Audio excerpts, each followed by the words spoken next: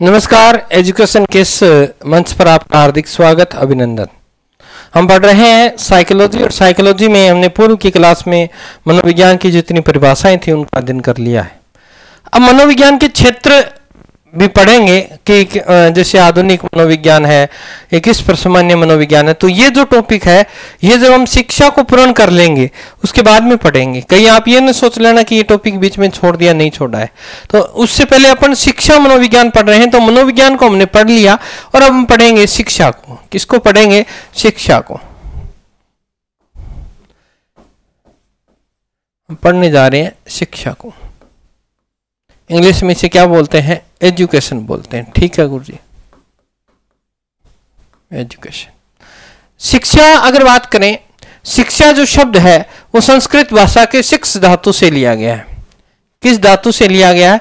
शिक्षा शब्द अगर बात करें तो शिक्ष धातु से लिया गया है, जिसका अर्थ है सीखना। जिसका अर्थ क्या है? सीखना या सिखाना। शिक्ष धातु का अर्थ अगर आपको पूछ ले तो आप इसको लिखना है सीखना या सिखाना।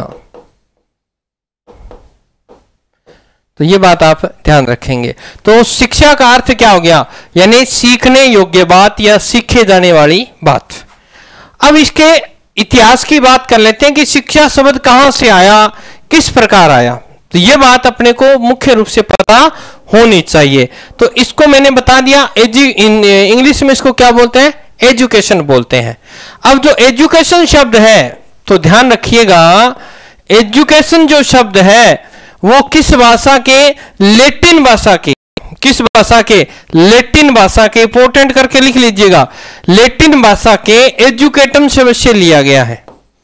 ठीक है, किस शब्द से लिया गया है? एजुकेटम शब्द से लिया गया है। अब ये इंपॉर्टेंट बात याद रखनी है, आपको पूछ सकता है कि शिक्षा या एजुकेशन शब्द है वो किस भाषा का है। तो एजुकेशन शब्द लैटिन भाषा के किस शब्द से लिया गया है? एजुकेटम शब्द से लिया गया है। ये बात आपको ध्यान रखनी है। अब ऑप्शन में आपको वो उलझा देता है, या TUM है वो वहां पर क्या कर देता है? AM कर देता है। तो ध्यान रखिएगा, UM ही आपको इसका सही उत्तर करना है। ओके, अब देखो, इस एजुकेटम लैटिन भाषा के एजुकेटम शब्द से लिया गया है। तो इसका अर्थ क्या है एजुकेटम का? अब देखो, एजुकेटम का अर्थ दो शब्द, ये एजुकेटम शब्द भी दो शब्दों से मिलकर बना है, फिर तभी तो अर्थ बाहर निकल के आएगा। तो ये कौन से दो शब्दों से मिलकर बना है? ई प्लस ड्यूको। किससे मिलकर मिला है? ई प्लस ड्यूको शब्द से मिलकर बना है। ठीक है, अब इसका अर्थ क्या हुआ? ई का अर्थ होता है अंदर से। क्या? अंदर से, अंदर से। और ड्यूको का अर्थ होता है बाहर निकालना, बाहर निकालना। अब क्या अर्थ हो गया फिर? अंदर से बाहर निकालना। कैसे? उल्टी करके? क्या?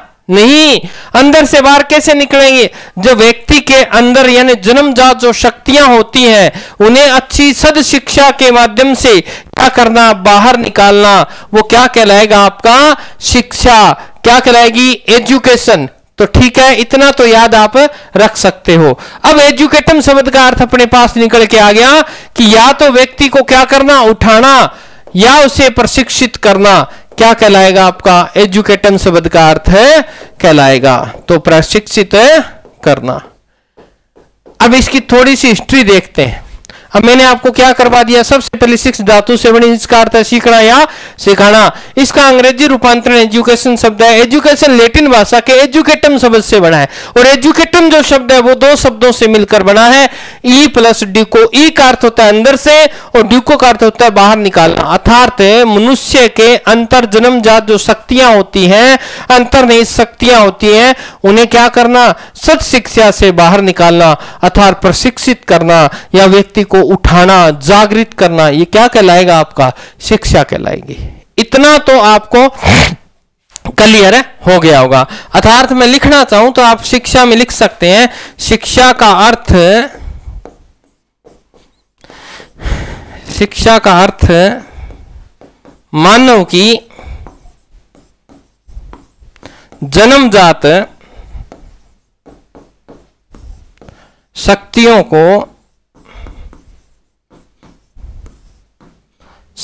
को क्या करना, जागृत करना, बाहर निकालना, है ना। क्या करना, जन्मजात शक्तियों को बाहर निकालना, ये क्या कहलाएगी, ध्यान रखना, शिक्षा है। ये बात किसने कही थी, ये भी हो सकता है। तो स्वामी विवेकानंद जी ने ये बात कही थी कि मनुष्य के, विवेकानंद जी जो है उन्होंने कहा कि मनुष्य के अंतर्जात जन्मजात शक्तियां होती हैं और उन्हें सत शिक्षा के माध्यम से क्या किया जा सकता है, बाहर निकाला जा सकता है। उसी डेफिनेशन को अपने छोटा करके लिख लिया कि मानव की जन्मजात शक्तियों को बाहर निकालना। ये विवेकानंद जी जो थे उनकी पूरी डेफिनेशन थी कि मनुष्य जब जन्म लेता है तो उसके अंदर अंतर्निहित शक्तियां होती हैं, ऑटोमेटिक होती हैं, और उन्हें अच्छी शिक्षा के माध्यम से, सद शिक्षा के माध्यम से क्या किया जाता है, बाहर निकाला जाता है। वही क्या कहलाएगी, आपकी शिक्षा कहलाती है। तो यहां तक आपको ध्यान रखना है, इतना तो याद आपको रह जाएगा। अब अपन बात करेंगे इसी एजुकेशन शब्द की। आपको वो यहां ये पूछ सकता है कि एजुकेशन जो शब्द है उसकी रूपरेखा बनाइए। तो ये देखो, मैंने आपको बताया कि किस प्रकार से एजुकेशन शब्द बना है। तो इसको हमने 3 चरण याद रखने हैं, ठीक है। हम एजुकेशन का 3 रूप लिख लेते हैं, एजू 3 बार लिख लेते हैं, एजू, और यहां भी एजू लिख लेते हैं, ठीक है। अब देखो तीनों में यहां पर सी ए, ठीक है, यहां भी यहां पर सी ए नहीं आएगा, और यहां भी सी ए, ठीक है। ये बात आपको ध्यान रख। अब देखो ये क्या है, एजुकेयर, ठीक है। क्या है ये, एजुकेयर। क्या, 2 मिनट रुको, 1 मिनट, हाँ अच्छा ठीक बात कर दें,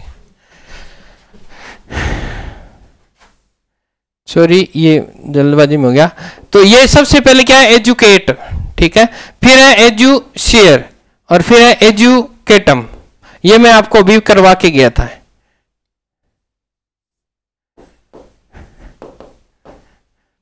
ये सारे क्या हैं, लैटिन भाषा के शब्द हैं। ये सारे क्या हैं, लैटिन भाषा के शब्द हैं। बीच में क्या होगा, कई बार डिस्ट्रीब्यूशन आ जाती है तो इधर उधर हो जाता है, तो कोई घबराने की आवश्यकता नहीं है, तो आपको लिखवा दिया।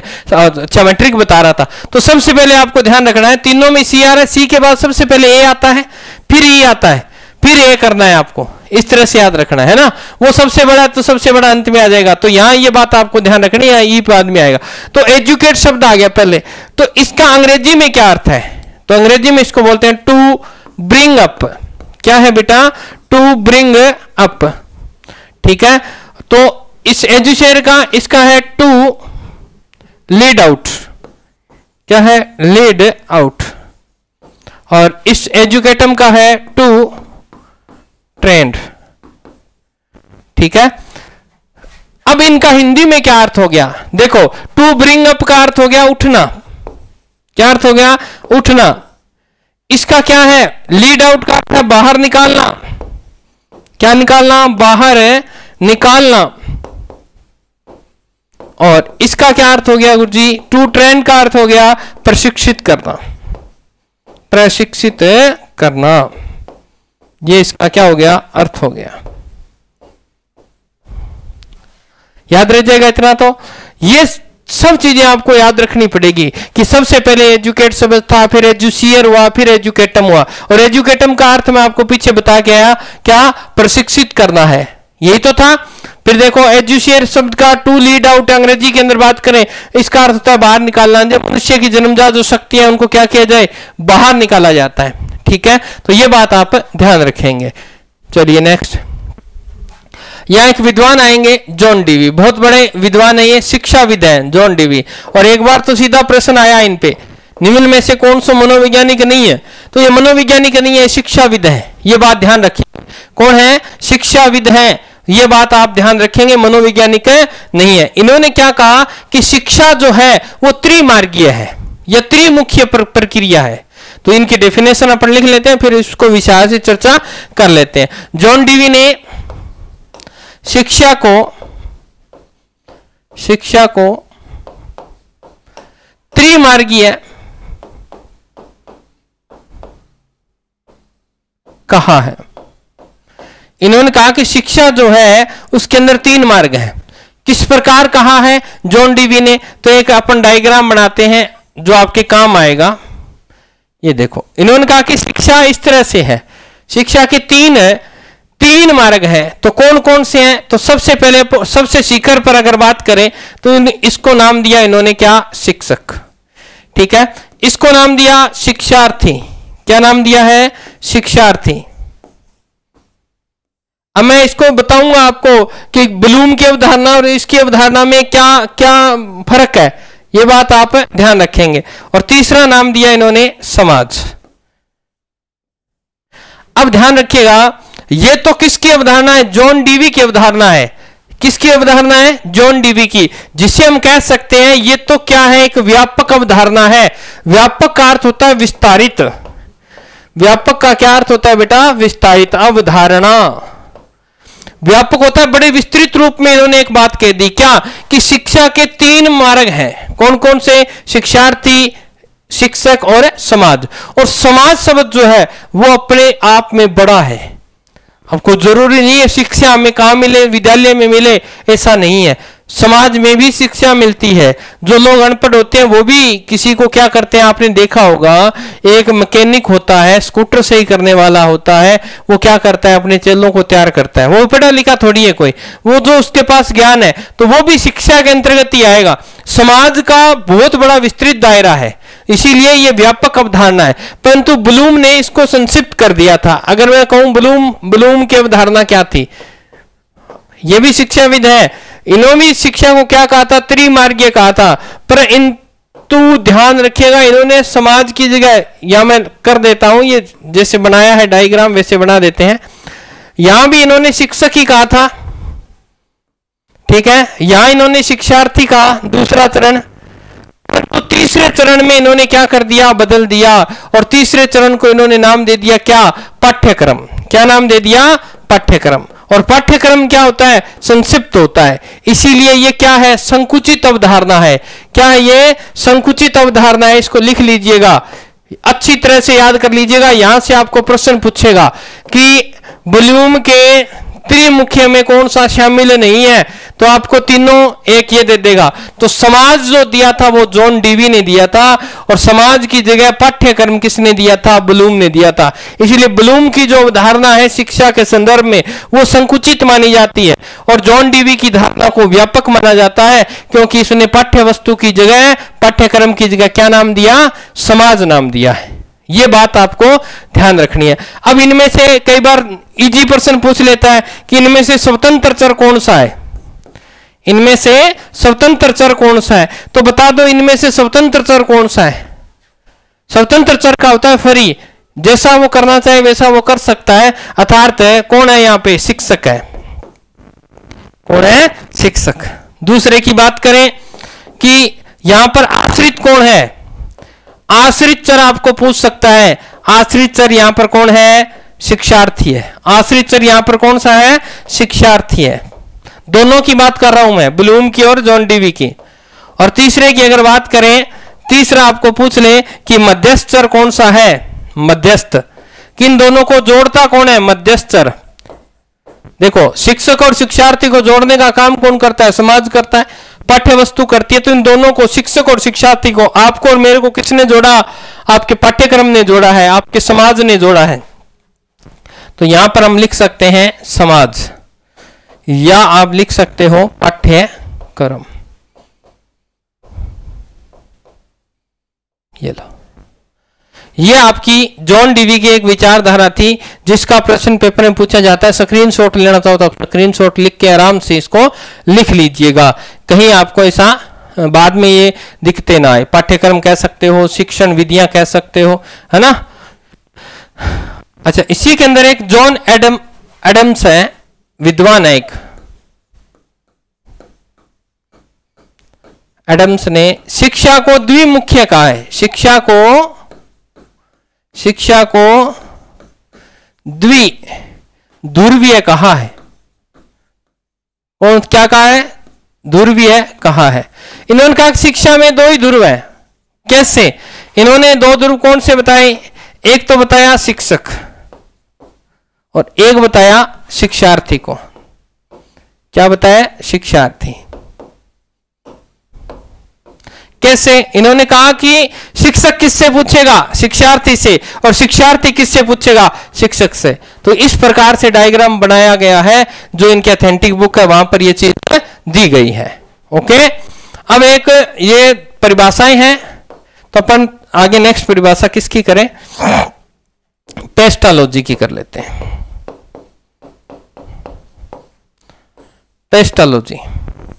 पेस्टालॉजी ने शिक्षा के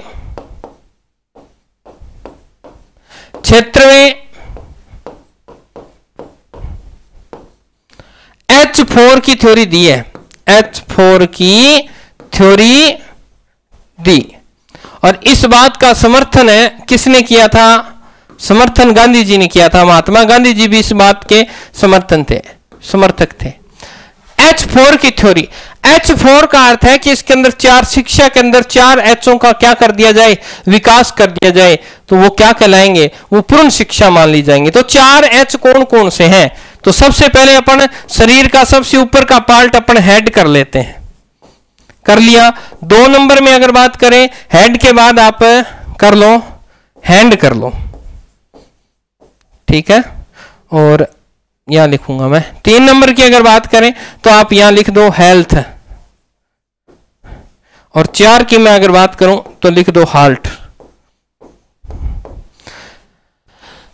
इन चारों एचओ का विकास, अगर हिंदी के अगर संदर्भ में बात करूं तो हेड का अर्थ क्या हो गया? हेड जो माइंड है, ऊपर वाला जो है, इसकी बात कर रहा है। यानी किसका विकास होना चाहिए शिक्षा के क्षेत्र में? तो सबसे पहले अगर बात करें तो कहते हैं मानसिक विकास। किसका विकास? मानसिक विकास होता है शिक्षा के क्षेत्र में। तो एच की फोरी इसलिए। हैंड, हैंड क्या होता है? हाथ होता है, और हाथ से क्या होता है? कार्य होता है। तो कौन सा विकास होना चाहिए? हाथ से कौन सा विकास होना चाहिए आपका? तो क्रियात्मक जो विकास होता है वो क्या होता है? क्रियात्मक विकास होता है। शिक्षा से क्रियात्मक विकास होता है, व्यक्ति कार्य में। हेल्थ, हेल्थ किसे बोलते हैं? स्वास्थ्य को बोलते हैं। और स्वास्थ्य अगर आपका सही है तो शिक्षा भी सही आएगी। अच्छे मन में ही, कहते हैं ना, अच्छा जो मन आपका स्वस्थ है तो आपका तन स्वस्थ है, मन स्वस्थ है तो आपकी शिक्षा बेस्ट है। आप उचित, आपका स्वास्थ्य सही नहीं है तो आप शिक्षा को ग्रहण नहीं कर पाएंगे। तो फिर हेल्थ की बात करें तो हेल्थ का स्वास्थ्य, और स्वास्थ्य का अर्थ है कौन सा विकास करना? शारीरिक विकास करना। कौन सा विकास करना? शारीरिक विकास करना। और हार्ट, ठीक है, हार्ट की स्पेलिंग सही है ना? HEAR, ठीक है। हार्ट, हार्ट मीन्स होता है दिल, यानी दिल से क्या निकलती है? भावनाएं निकलती हैं। तो कौन सा विकास होना चाहिए? भावात्मक विकास भी होना चाहिए। यह बात किसने कही थी? पेस्टालॉजी ने कही थी कि शिक्षा के अंतर्गत इन चारों विकास ही किए जाते हैं। मानसिक विकास हो जाता है, स्वास्थ्य का हो जाता है ना, शारीरिक विकास, भावनात्मक विकास और क्रियात्मक विकास। और इस बात का समर्थन महात्मा गांधी ने किया। तो ये बहुत बार पूछा जाता है कि HR की थ्योरी में क्या शामिल नहीं है, एक प्रश्न। फिर H4 की थ्योरी किसने दी थी? तो ये प्रश्न बहुत बार पूछे जाते हैं, तो आप इनको अच्छी तरह से याद रखेंगे। ओके, अब आपको एक प्रश्न जो CTET में लगभग पूछ लिया जाता है, शिक्षा का संकीर्ण अर्थ। संकीर्ण का अर्थ होता है छोटा कर देना, कि अगर हम शिक्षा को लिखना चाहें तो किस तरह से लिख सकते हैं। तो इन्होंने बताया था 3R की थ्योरी। अब वो आपको ये पूछता है 3R में शामिल नहीं है, ये पूछता है। वो क्या पूछता है? 3R में शामिल नहीं है। और हमारा जो माइंड होता है वो पेस्टालॉजी पे चला जाता है कि पेस्टालॉजी ने चारों H से शुरुआत की, परंतु यहां जरूरी नहीं है कि तीनों ही R होंगे, नहीं हो सकते। कैसे? तो देखो, सबसे पहले इन्होंने जो बताया, पहला वो राइटिंग बताया। क्या बताया था? राइटिंग बताया। राइटिंग क्या होता है? लिखना। राइटिंग क्या होता है? लिखना ही तो होता है। वो कहता है शिक्षा के अंदर क्या करना पड़ता है? लिखना पड़ता है। तो देखो, राइटिंग, रे की आवाज आ रही है इसलिए इन्होंने R कह दिया। दूसरा अगर बात करें तो रीडिंग। तो ध्यान रखिएगा, ये पेपर में बहुत बार आया हुआ है। CTET में तो सामान्यतः पूछ लेता है कि 3R की थ्योरी में क्या शामिल है, नहीं है। रीडिंग का अर्थ क्या होता है? पढ़ना। तो शिक्षा के अंदर लिखना और पढ़ना दोनों हो गए। अब तीसरा कौन सा रह गया? देखो, इसमें भी R आ गया, इसमें बोलते हैं तब R आ जाता है ना, रीडिंग, राइटिंग, और तीसरा आता है अर्थमेटिक। क्या आता है? अर्थमेटिक। ये ध्यान रखना है, अर्थमेटिक अर्थात गणना करना, अर्थात गणना करना यानी गिनना भी आना चाहिए। तो शिक्षा के अंतर्गत ये तीन अर्थमेटिक, अर्थ रे के बाद आ रही है, इसलिए यहां अर्थमेटिक शब्द जो है वो तीनों आर की श्रेणी में आ जाता है। और वो आपसे यही पूछता है कि राइटिंग, रीडिंग और अर्थमेटिक के सिवाय चौथा ऑप्शन देते हैं कि नहीं है। और आप देखते हो वहां पर कि यार आर तो आ ही नहीं रहा, इनमें आर नहीं आएगा बेटा, उच्चारण में आएगा। क्या आएगा? उच्चारण में ये आ जाएगा। तो ये बात आप ध्यान रखेंगे। अब नेक्स्ट हम पढ़ेंगे शिक्षा या शिक्षण के चर, कि कितने प्रकार से शिक्षित किया जाता है। तो ध्यान रखिएगा, शिक्षा कितने प्रकार की है? शिक्षा 3 प्रकार की है बेटा। पहली शिक्षा की बात करें, औपचारिक शिक्षा। अब ये कौन सी शिक्षा है गुरुजी? देखो, औपचारिक शिक्षा जो होती है, जिस शिक्षा के अंदर ना तो आपका कोई पाठ्यक्रम निर्धारित होता है, ना कोई समय सीमा होती है, ना आपका कोई उद्देश्य होता है। यानी ऐसी शिक्षा जिसमें ना तो उद्देश्य निर्धारित होता है और ना ही कोई पाठ्यक्रम या परिस्थितियां निर्धारित होती हैं। तो आप यहां लिख सकते हैं न उद्देश्य। आप पूरी तरह से लिखिएगा कि ऐसी शिक्षा जिसमें न तो कोई उद्देश्य है और न ही कोई परिस्थिति निर्धारित होती है, न ही कोई परिस्थिति निर्धारित होती है, वो कौन सी शिक्षा है? औपचारिक। तो इसी किसी शिक्षा गुरुजी? यार वही शिक्षा जो हमारे घर वाले हमें देते हैं कि ये तुझसे बड़ा है, इसको राम राम क्या कर, इसके पैरों के हाथ लगाए कर, बह श्याणी श्याणी बातां। अर्थात याद हुआ है तो मान लो बह श्याणी बातां को कोई पाठ्यक्रम को नहीं, गठे शिक्षा मिल सके। आप खेत जा रहे हो तो आपको जचा के थाप मार सके, थे रोटी खान लाग रहे हो, रोटी टुकड़ो नीचे पड़ गयो तो थारे थाप पड़ सके। ऐसी शिक्षा जो कहीं भी दी जा सकती है, जिसका कोई पाठ्यक्रम निर्धारित नहीं है, ना कोई उद्देश्य निर्धारित है, कहीं पर भी ये शिक्षा दी जाती है। तो यानी आप कह सकते हो कि ऐसी शिक्षा जो मैं कहां से मिलती है ऐसी शिक्षा? तो ध्यान रखिएगा, आप उदाहरण में लिख लीजिएगा, पारिवारिक शिक्षा। कौन सी शिक्षा? पारिवारिक शिक्षा। अब दूसरे की बात करें, दूसरी शिक्षा का नाम है अनौपचारिक शिक्षा। कौन सी शिक्षा? अनौपचारिक शिक्षा, जिसके अंदर क्या होगा? उद्देश्य व परिस्थितियां निर्धारित होंगी। परिस्थिति क्या होंगी? निर्धारित होंगी। परिस्थिति निर्धारित होंगी, यानी वो शिक्षा जिसके अंदर उद्देश्य और परिस्थितियां दोनों क्या होंगी? निर्धारित होंगी। यानी आपको बताया जाएगा ये किताब पढ़नी है, इतने बजे से लेकर इतने बजे तक पढ़नी है। तो ऐसी शिक्षा कौन सी थी? तो याद होगा आपको, ऐसी शिक्षा कौन सी थी? स्कूली शिक्षा थी। स्कूली शिक्षा उदाहरण है इसका, अनौपचारिक शिक्षा। वहां बताया जाता था 5वीं की किताब लेके आनी है, कहां बैठना है, उस क्लास में बैठना है, कितने बजे से 10 बजे से 4 बजे तक बैठना है। सब चीजें क्या होती है इसके अंदर? निर्धारित होती है। और तीसरी है आपकी निरौपचारिक शिक्षा।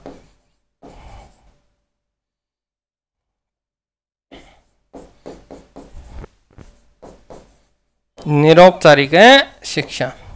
अब ये निरौपचारिक शिक्षा कौन सी है गुरुजी? तो भाई निरौपचारिक शिक्षा है जिसमें उद्देश्य तो निर्धारित होता है, उद्देश्य क्या होगा? निर्धारित होगा, परंतु परिस्थितियां निर्धारित नहीं होंगी। परंतु परिस्थिति निर्धारित नहीं होंगी।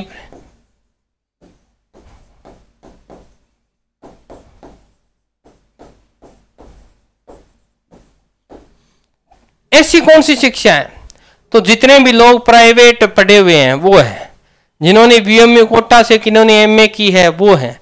आपको पता है सिलेबस तो ये है, पर आप कहीं बैठकर पढ़ सकते हैं, किसी से सहायता ले सकते हैं, कैसे भी पढ़ सकते हैं। तो ऐसी शिक्षा को क्या बोला जाता है? निरौपचारिक शिक्षा। तो इसके अंदर हम लिख सकते हैं दूरस्थ शिक्षा। क्या लिख सकते हो? दूरस्थ शिक्षा, प्राइवेट वाली। तो जिसके अंदर पाठ्यक्रम तो निर्धारित है परंतु परिस्थितियां निर्धारित नहीं है, कहीं भी बैठकर आप पढ़ सकते हो। तो ये शिक्षा क्या थी? शिक्षा के संदर्भ में हमारा बिंदु था। आपको क्लासें कैसी लग रही हैं? अच्छी लग रही हैं तो शेयर कीजिए, ज्यादा से ज्यादा लोगों को जागरूक कीजिए कि मनोविज्ञान अब आपको फ्री पढ़ाई जा रही है ना, एक नाम मात्र सा शुल्क है। तो मिलेंगे कल नई क्लास के साथ। तब तक स्वस्थ रहें, मस्त रहें। जय राजस्थान, जय भारत।